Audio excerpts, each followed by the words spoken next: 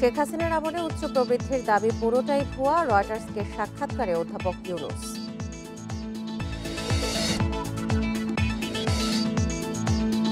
ধর্মভিত্তিক দল নিয়ে জোট গঠন করতে চায় জামায়াত, চলছে আলোচনা, ভোটের আগে আত্মপ্রকাশ।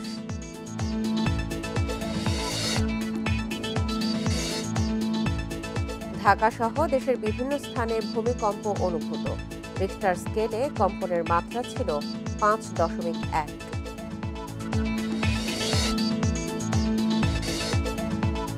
মোজাম্বিকে সহিংস রাজনীতিতে ক্ষতিগ্রস্ত প্রবাসী বাংলাদেশিরা, ক্ষতি আনুমানিক 300 কোটি টাকা।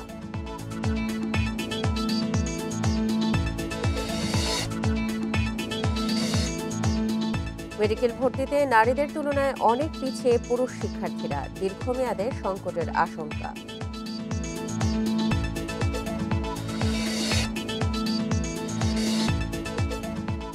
3 দশকেও আধুনিক হয়নি ঝালকাঠি বাস টার্মিনাল, নেই যাত্রী ছাউনি, টয়লেট কিংবা বিশ্রামাগার।